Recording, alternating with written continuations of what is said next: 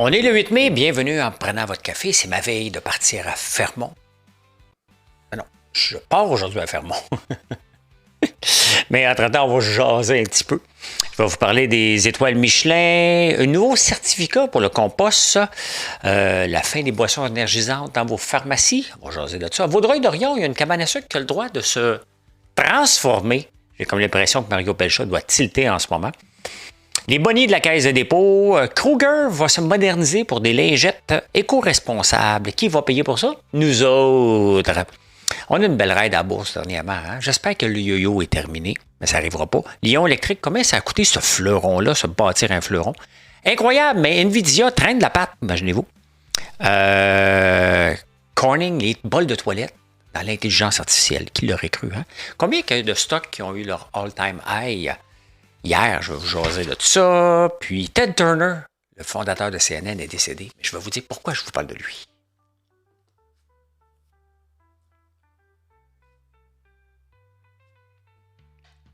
Hello? Anybody home?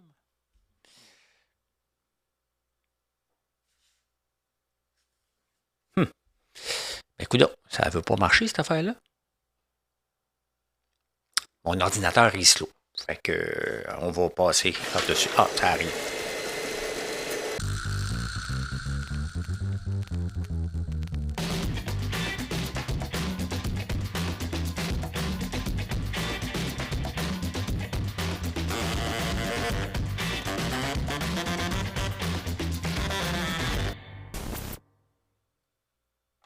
Des fois, je pousse la limite de mon ordi. Je pense que c'est un méga gros serveur.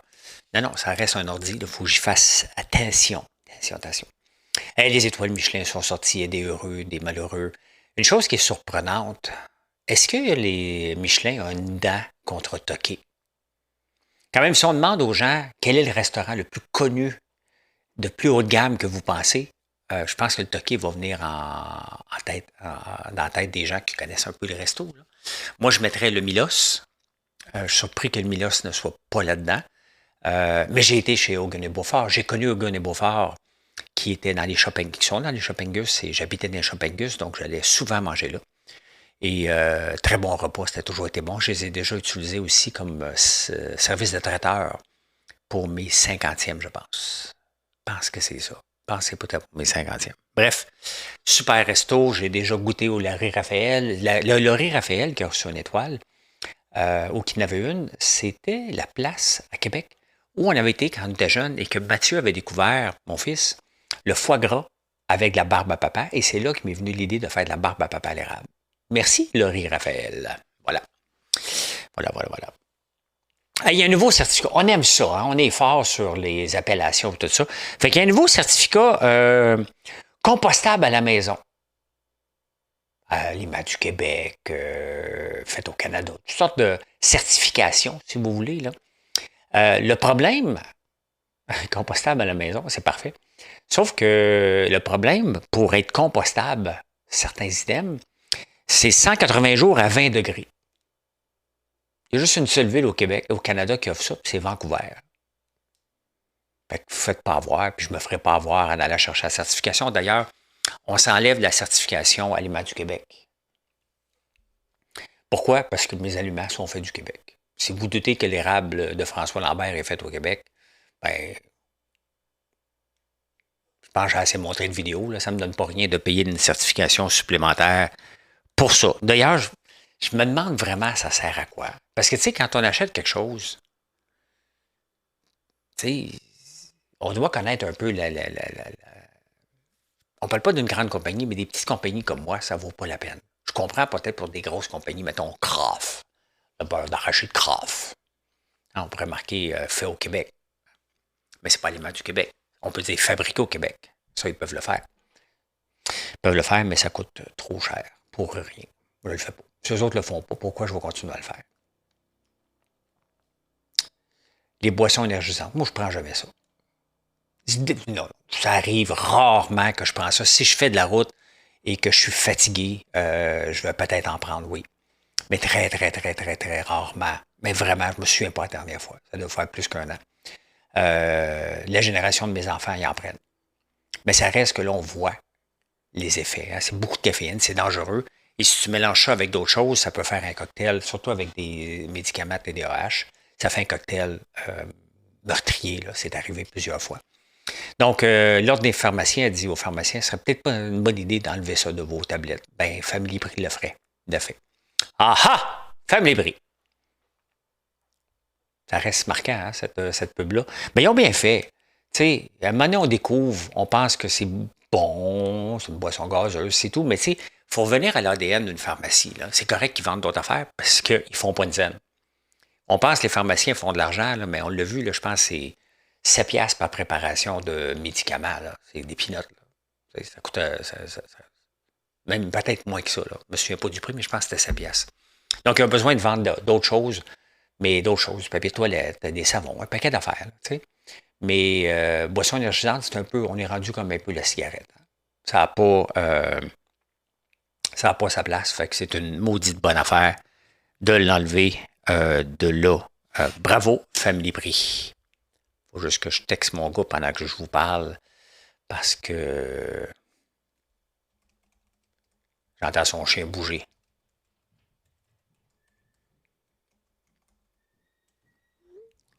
Voilà. Si vous entendez du mouvement, c'est que le chien de Mathieu bouge. En parlant de Mathieu qui a 25 ans, il y a un article dans le Journal de Montréal qui parle des tanguis. Hein? Et donc, des 25 à 39 ans qui habitent encore chez leurs parents. Excusez pour le bruit, là. C'est pathétique, ce chien.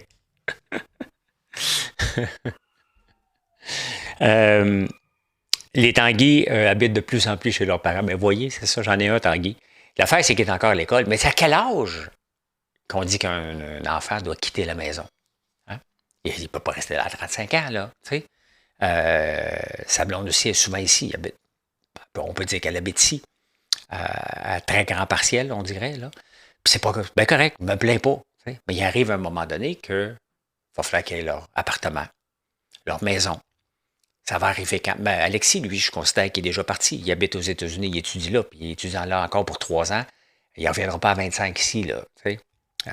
Il ne reviendra peut-être plus jamais au Canada. Je ne sais pas, moi, ce qui s'en va sa vie après, là. Donc, mais quel âge, hein? Ben, c'est une augmentation quand même depuis 10 ans, je pense que c'est ça, 10 ans, de 17 10 ou 15 ans qui, qui habitent de plus en plus chez leurs parents. Il y a pas, ça coûte cher. À 1500 pièces un appartement de base là, maintenant. Et tu n'as pas ton auto. Ça coûte cher. Sauf que, en même temps, tu as l'autonomie. Moi, à 16 ans, là, je suis parti pour aller étudier. J'étais content à tabarnouche de me sentir bien dans mes affaires, de m'organiser, de me penser à mon épicerie. Mathieu s'occupe de son épicerie, on ne mange jamais ensemble. On ne mange pas à la même heure, il est souvent au chalet, sinon je suis au chalet. On fait nos affaires, là. On est coloc. Mais d'être vraiment chez toi, dans tes affaires, en train de bâtir un futur, j'étais prêt. Moi, à 25, j'étais prêt ben, j'avais une blonde depuis 3 ans qu'on pensait habiter ensemble. Donc, voilà. Voilà. Vous me direz l'âge que vous pensez que ça a bien de l'allure. Faut-tu marcher, ça? Oui.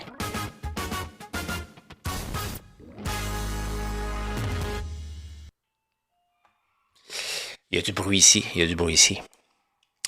Juste un instant.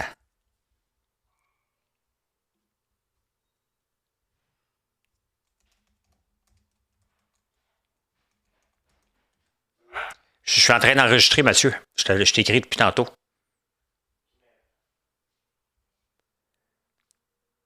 Ouvre la porte du garage. Passe par le garage. Bon, une petite intermission. Hein? Bienvenue dans la réalité d'une maison. À Vaudreuil-Dorion. Vaudreuil-Dorion, la CPTAQ. La CPTAQ, la Commission de protection du territoire agricole du Québec, a autorisé un centre communautaire SIC de s'installer dans une cabane à sucre. Transformer une cabane à sucre en centre communautaire.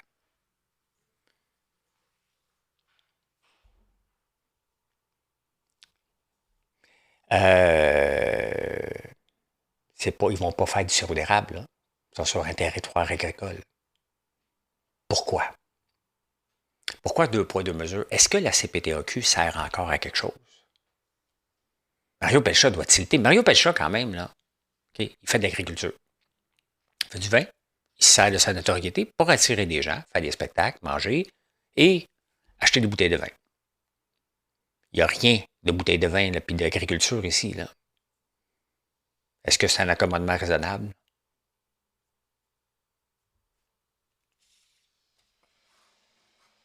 Il faut se poser la question sérieusement. Hein? Une autre chose que je vous parle souvent, c'est la caisse de dépôt et leur boni. Hein?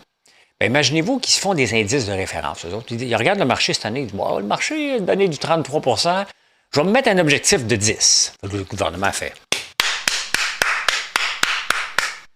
Oui, on accepte ça. 20 points en bas de la moyenne du TSX. C'est bon, t'es capable. Ben, on le sait que c'est un outil politique. Là. Puis, à toutes les fois que j'en parle, vous dites hey, c'est pas ça, c'est juste le mandat. Fait que les autres se mettent 10,9. Ils ont 9,7. Pas de problème. 6 dirigeants, rémunération de 17 millions. Ah ouais, on pompe les bonus de 5 millions. Allô? T'as pas rencontré ton objectif. C'est tout? Tout rien. Force-toi le cul.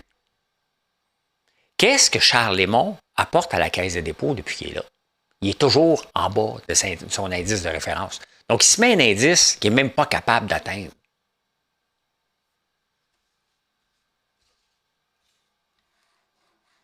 Ce sera tout pour la Caisse de dépôt. Vous savez ce que j'en pense. Hein? Une autre affaire que j'en pense, Kruger, qui est à un peu, Wagakamak. Et là-bas, il y a une usine de papier, toilette. Là, ils veulent se moderniser. Et là, ils vont faire des lingettes éco-responsables. Ça, c'est important. C'est le mot à la mode. Si tu mets AI ou éco-responsable dans ton plan d'affaires de modernisation, c'est sûr que le gouvernement se garoche et court après tout pour donner de l'argent. Mais en 2017, on avait donné 141 millions pour se moderniser. Là, on est en 2026. 141 millions, ils ne l'ont jamais remboursé. Là, on leur donne 60 millions, je pense. J'ai oublié de le marquer, Colin. On leur donne des millions encore pour se moderniser. Mais c'est quoi le rôle du gouvernement? D'aider les entreprises capitalistes à se moderniser. Pendant ce temps-là, eux autres, ils ne se modernisent pas. Ils savent. Regarde, ils l'ont fait en 2017 puis ils le font en 2026. On a des gouvernements mous. Eux autres, pendant ce temps-là, ils empochent les profits. Hein? Donne-moi, distribution aux actionnaires. Hein?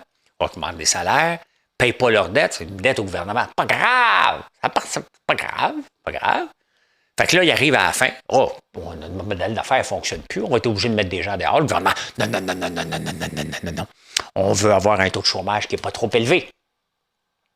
Fait que, comment vous voulez 60 millions? Voilà, 60 millions. Puis 140, c'est pas grave, pas le pas. Vous voyez comment on maintient un taux de chômage bas au Québec? On accepte ça. C'est ça. Le taux de chômage qui est plus bas qu'ailleurs, là, c'est parce qu'on a des gouvernements mous qui donnent de l'argent à tout le monde pour garder des entreprises zombies. Kruger, depuis 2017, ils n'ont pas remboursé une scène de leurs 141 millions. C'est qu'ils ne sont pas, sont soit greedy puis ils ne veulent pas le faire, ou soit qu'ils ne sont pas capables, donc c'est une entreprise zombie qu'on continue à financer pour protéger quelques emplois.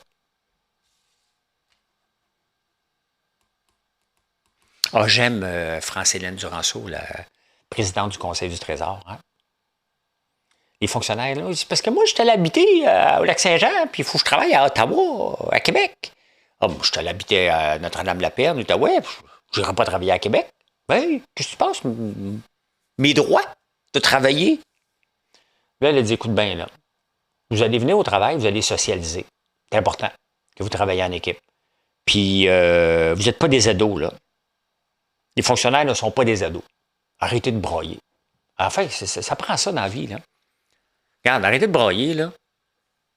Ta job, c'est ça. Tu as eu un laisser-aller, tu as eu un passe-droit, tu as décidé avec tes risques. Y a-tu vraiment quelqu'un qui a une tête sur ses épaules qui pensait que c'était à vie et un droit acquis de déménager à 300 km de ton travail potentiel. C'est vous autres qui avez pris des risques, là. Là, maintenant, les fonctionnaires, ils arrivent, ils disent « Hey, on fait des teams rendus au bureau. » Ben oui, mais avant, on appelait un collègue de travail. « Allô? Ouais. » Là, « Allô? Comment ça va? Oh, t'es maquillé? Comment ça va? Oh, mets pas ta caméra trop proche du nez, là. Tu sais? Ils font ça. Valérie Plante, elle faisait ça, elle.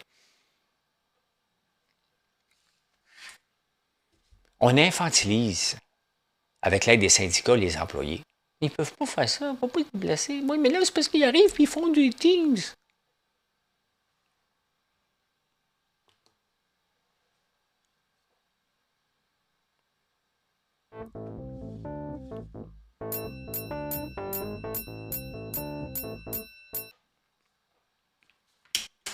On les infantilise un petit peu trop.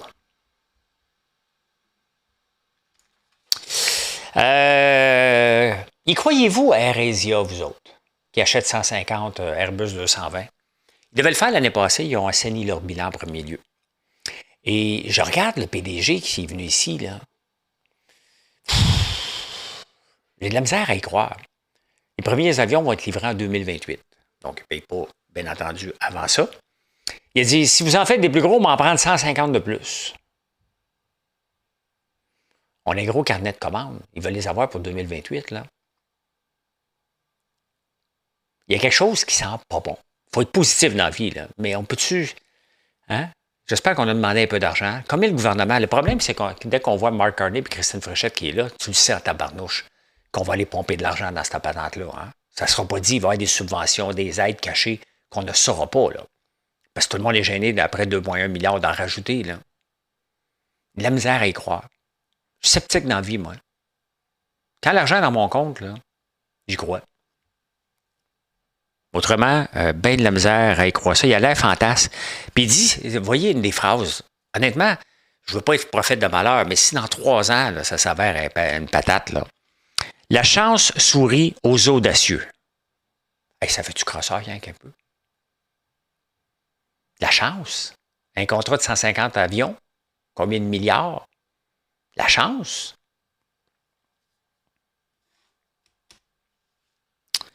Il dit que 86 % de la population de la Malaisie maintenant prend l'avion. Ça me semble beaucoup. Mais c'est des voyages courts. Bref, tant mieux si c'est vrai. Et tant mieux si ça envoie un message. Le problème, c'est qu'on n'est pas productif. Comment une compagnie comme Airbus peut décider de continuer à donner, augmenter le carnet de commandes d'une place où ils perdent de l'argent à cause de la productivité? Il faut qu'ils trouvent le moyen d'augmenter à 14. Je pense qu'ils en font 12 par mois. Il faut qu'ils trouvent le moyen d'augmenter à 14 avions par mois. Le syndicat veut pas. S'il veut pas. Alors, on a une belle ride à la bourse. On aimerait ça que ça continue tout le temps. Mais là, ça descend un petit peu. Puis, c'est bien correct avec la belle journée qu'on a eue, là. Dow Jones descend un petit peu plus. Mais tu sais, il faut regarder sur, mettons, year to date. On est à peu près... Le Dow Jones vient juste de sortir de sa zone, hein, après la correction. Donc, ça s'est amélioré de beaucoup, mais on perd un peu. C'est correct. C'est correct. On veut une belle ride. C'est à la fin, ce qu'on veut, c'est du 10 %. Le problème, c'est que pour se rendre à 10 % ça bouge. Mais si on regarde depuis le début de l'année, le Dow Jones n'a rien fait, là. Le Nasdaq est sorti, a monté depuis le début de l'année. Le S&P 500 a monté, mais les 30 plus grandes entreprises qui sont donc sont plus... Les 30 plus grandes entreprises qui sont dans le Dow Jones, je ne les connais pas toutes par cœur, ont traîné de la patte un peu plus. Hein? D'ailleurs, dans l'S&P 500 qui a eu son all-time high, on le voit en ce moment, mercredi, sur le lot, il y a eu quand même 21 entreprises qui ont eu leur plus bas de l'année, puis il y en a seulement 46 qui ont eu leur plus haut de l'année dans la même journée. Donc, ce n'est pas toutes les compagnies qui tirent vers le haut, là. Donc c'est normal que ça se ralentisse un peu. Je l'ai ici. Je l'ai là. Bon. Lion électrique, les chiffres sont sortis, qu'on avait déclaré un fleuron. Comment qu'on peut déclarer un fleuron à une start-up qui commence que personne n'a mis de l'argent dedans, que le président s'est foutu 50 millions puis a sacré son camp avec? Épouvantable. Épouvantable. Ça a coûté 200 millions aux contribuables. la folie de Lion Électrique. 200 millions de dollars. Pour permettre à un dirigeant d'en prendre 50, se le mettre dans les poches et dire merci, bonsoir. On a-tu des gouvernements qui sont beaux? J'ai-tu dit ça tantôt, le gouvernement était beau? Je le dis encore, hein? C'est ça. Kruger, Lyon, hein? Les compagnies le savent, qu'ils ont mis électrique, intelligence artificielle, éco-responsable, des buzzwords qui nous aident à avoir des crédits d'impôt, des buzzwords qui sont payants pour les compagnies, puis les compagnies le savent, les suceux de subventions le savent. Allez, on va aller voir NVIDIA. On retourne voir ça. NVIDIA qui monte aujourd'hui. Mais NVIDIA, si on regarde sur un an, ils ont repris du poil de la bête, mais ça, c'est NVIDIA. Ça, on va juste comparer avec Broadcom. On va chercher Broadcom ici. Bon, Louis Vuitton qui monte un peu, mais il y a du poil de la bête à faire, là. Broadcom. C'est AVGO, je ne comprends pas ce symbole-là. Ça a dû être une ancienne compagnie. Regardez sur un an. Donc, Broadcom qui valait 199 en vaut 417. De 115 à 212. Donc, regardez, ça n'a pas tout à fait doublé, NVIDIA, tandis que l'autre a été multiplié par 2. Puis il y en a eu d'autres, des Micron, un paquet d'autres, dont Google. Hein. J'en parle, mais Google vient de signer un autre deal. Et c'est pour ça que l'action de Google a monté beaucoup. Regardez, depuis un an, de 163 à 392. J'en avais parlé hier, mais c'est parce qu'ils ont signé un deal, laissez-moi relire, avec Anthropic. Un deal de 200 milliards pour livrer des puces, parce qu'ils sont dans les puces. Et le problème de NVIDIA, OK, puis c'est normal, il était tout seul à faire des puces vraiment de calibre. Là. Maintenant, ils ne sont plus tout seuls. Donc, quand tu es en haut à 100%, c'est un peu comme quand je fais les débats aux débatteurs, puis on voit 95% pour, puis 5% contre. On le sait très bien que ça va être tough en tabarnouche maintenir ce chiffre-là pendant le débat. Donc, c'est normal que la compétition s'est arrangée. Intel, AMD, Micron, Google, il y en a-tu un paquet? Amazon aussi, qui en a des puces. Tout le monde en a, là. Et le marché, il est gros. Le marché est immense, là. D'ailleurs, Microsoft vient d'annoncer qu'il voulait faire des centres, des data centers éco-responsables. Ça doit être payant au point de vue subvention. Puis ils ont dit, regarde, on n'a pas le temps. On n'a pas le temps d'aller là. C'est trop de trouble. On va aller avec le gaz naturel à la place. Là. On a besoin des data centers. C'est pas mal ça, hein? Et même Corning. Corning, il est là. Même Corning a eu un spike. Pourquoi? Parce que il y a eu un investissement de 500 millions de la part de NVIDIA pour acheter de la fibre optique. Et Corning font des toilettes. Hein? C'est eux autres qui ont fait la première lumière pour Edison, entre autres. Donc, ça fait longtemps qu'ils existent, mais ils se sont modernisés. Puis, l'intelligence artificielle a besoin de la fibre optique. Puis, NVIDIA a trop de cash, fait qu'ils investissent à peu près partout. Donc là, ils ont investi avec Corning un 500 millions. Donc, si on regarde sur un an, Corning, ben regardez la progression à force de vendre de 47 à 187 $. C'est fou quand même, hein? Cet impact-là. C'est pour ça que je l'ai comparé un peu avec les chemins de fer. Hein? Ça change nos vies. Ici, on est encore en train de dire non, puis on trouve toutes sortes de raisons de ne pas investir. ChatGPT n'a pas protégé nos renseignements, a fouillé sans demander la permission. On met toutes sortes de watchdogs pour dire que l'intelligence artificielle est méchante, au lieu de dire qu'est-ce qu'elle peut faire de bien pour moi. Mais il reste que c'est un impact aussi gros que les chemins de fer dans nos vies. Les chemins de fer ont complètement changé l'économie de l'Amérique du Nord en arrivant en 1855, et l'intelligence artificielle est en train de le faire. Maintenant, est-ce qu'on est dans une bulle? Il n'y a personne qui le sait, à part quand on va se réveiller et dire hey, « tabarnouche, on était vraiment dans une bulle ». Ça veut dire que les compagnies vont fermer, vont toutes péter une après l'autre. Ça, on va le voir à un moment donné.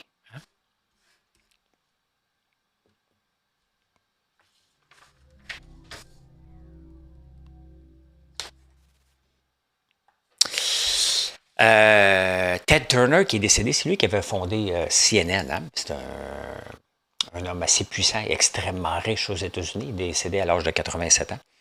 Je l'ai rencontré. J'ai déjà passé une journée avec cet homme-là. C'est un honneur pour moi. C'est l'Association des bisons de l'Amérique du Nord qui avait un colloque à Wendake. Et ils m'ont invité. Le président, celui qui s'occupe de cette association-là, m'avait invité pour parler, donner une mini-conférence à ces gens-là qui venaient de partout. Et surtout pour accompagner Ted Turner. Il me considérait un assez gros nom pour accompagner Ted Turner toute la journée parce que c'était un gros bonhomme, un gros bonnet. Là. Juste vous donner un indice, ce gars-là a 45 000 bisons sur 13 ranchs. C'est le plus gros éleveur de bisons au monde. Là. Donc, j'ai passé la journée avec Ted Turner il y a 2015 à peu près, 2017. Je ne me souviens plus, mais à peu près dans ces eaux-là. Donc, c'était un honneur d'avoir eu le privilège de le rencontrer, ce grand homme-là qui vient de décéder. Et vous, ça vous tente dessus de vous séparer? 2 sur 3 viennent de dire oui dans leur tête, parce que c'est ça. 2 personnes sur 3 qui sont en couple en ce moment aimeraient se séparer, mais ils n'ont pas les moyens financiers de le faire. C'est une réalité. Bien, on a parlé des Tanguy. Bien, des fois, tu restes en couple parce qu'il y a un impact financier majeur. Hein?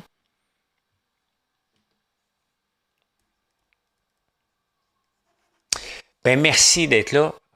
Vraiment désolé des bruits d'ambiance. Ça arrive lorsque j'enregistre et que la vie continue. Je n'ai pas de studio fermé. Donc, merci d'être là. Je vous souhaite une excellente journée. Puis on se retrouve demain parce que je pars plus tard pour aller à Fermont. Donc, demain matin, il devrait avoir chaud. Salut, bonne journée.